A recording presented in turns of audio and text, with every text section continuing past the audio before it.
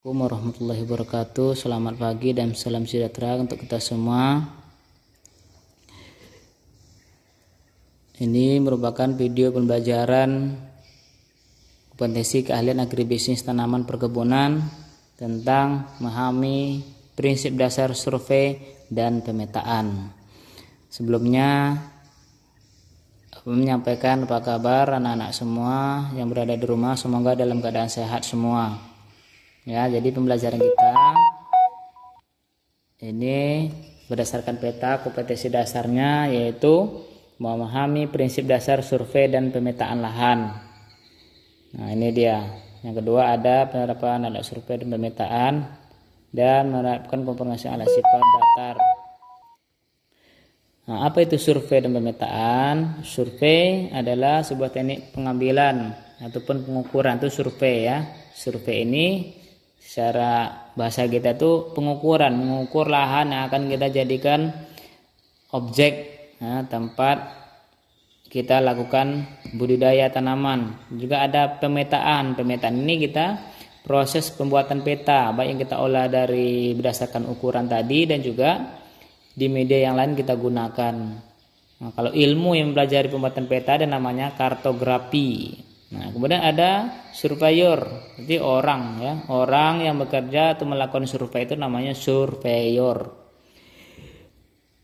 Kemudian ada tujuan kegiatan survei dan pemetaan. Tujuannya apa? Kita yang pertama itu menentukan letak sembarangan bentuk perbedaan di atas permukaan bumi. Nah, sembarangan bentuk ini maksudnya kadang bumi ini tidak semuanya datar, ada yang tinggi, ada yang rendah, ada pegunungan, ada yang tanah pasir dan ada tanah gamuk dan yang lain-lain. Kemudian menentukan elevasi ketinggian, tingginya berapa, ini cocoknya tanahnya yang ditanam tanaman apa, itu kita ketahui. Tujuan dari survei, kita sudah mau monitoring dari awal. Juga bentuk permukaan tanah, berdasarkan luasnya bagaimana, ukurannya berapa, itu tujuan dari kegiatan survei juga. Ada bentuk relief permukaan tanah ini, kadang ada yang datar atau ada dia bentuknya rawa banyak di sana atau yang lain-lainnya. Nah, ada jenis survei dan pemetaan berdasarkan tujuannya. Ada pengukuran topografi berdasarkan tinggi rendahnya permukaan tanah, itu pengukuran topografi. Pada gambar itu gambar teodoloid, kita untuk mengetahui tinggi rendahnya permukaan tanah. Yang kedua ada pengukuran kadaster. Pengukuran kadaster ini berhubungan dengan luas lahan, batas lahan, bentuk lahan, dan juga legalitas lahan, itu pengukuran kadaster namanya. Yang ketiga ada pengukuran teknik sipil. Kalau pengukuran teknik sipil berarti pengukuran berdasarkan akan dibangun bangunan, baik rumah, gedung, jembatan, jalan dan lain sebagainya, itu pengukuran teknik sipil. Yang ketiga fotogeometri, berarti pengukuran lahan dari udara. Menggunakan apa? Itulah yang menggunakan drone atau kamera yang bisa dipoto dari ketinggian atau dari udara. Yang kelima ada pengukuran hidrografi.